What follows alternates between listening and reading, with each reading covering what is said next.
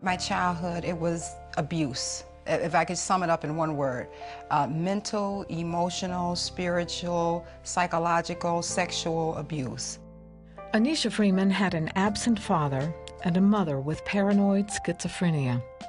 I started developing a belief system that compared to other people, there was something wrong with me.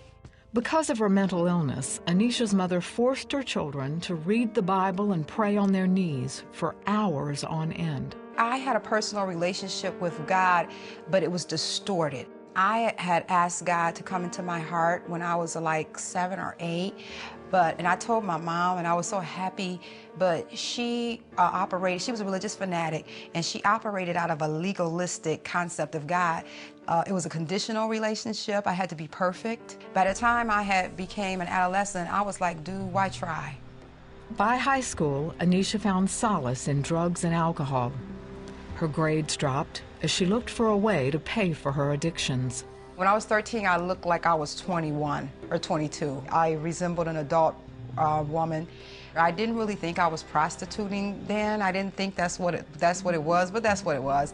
I was exchanging sexual services for drugs and alcohol. Anneshia ran from her home life after her high school graduation. I was living in Chicago when the addiction kicked into high gear. I had been smoking marijuana, drinking alcohol, occasionally snorting cocaine, but it only lasted for 3 minutes. And it cost $25 to feel like that for 3 minutes. I stopped paying bills. All of my money started going to cocaine. The addiction got so bad till I went back to Detroit, and that's when I got introduced to the crack cocaine subculture. And I started hanging out in crack houses. She stayed on the streets for 12 years, the victim of physical beatings and rapes.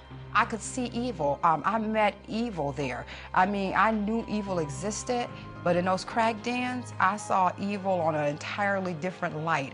There are so many times when I have had pistols to my head, literally, pistols to my head, or somebody who had their hands around my throat choking me.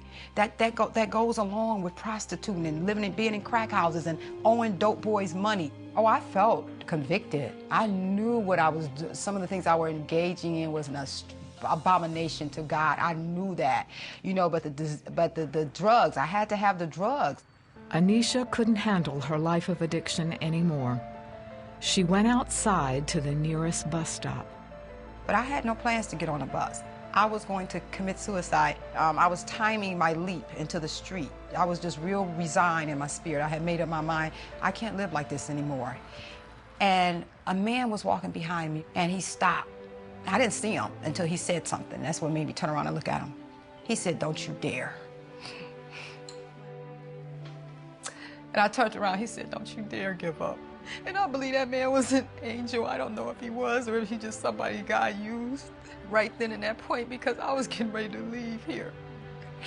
And I'm like, wow, you mean like there's a God out there that cares whether or not a prostitute, crack addict is getting ready to take her life?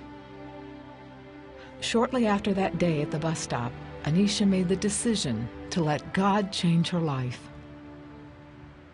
I was walking away from a crack motel, and I heard God in my spirit. It wasn't an audible voice. It was deep in my spirit. I heard God say, "Choose you this day who you will serve." And it's like not only had he showed me himself, he had showed me Satan's kingdom uncut and raw. And I knew right then in my spirit that if I didn't leave at that particular moment, I would die there. And that was August the 7th of the year 2000, and I have not used another drug, any type of mood-altering, mind-altering substance, including alcohol. I have used nothing since that day. Anneshia started going to church and completed several addiction programs. The cross means so much to me. It means that I have access now. He let me know, I love you.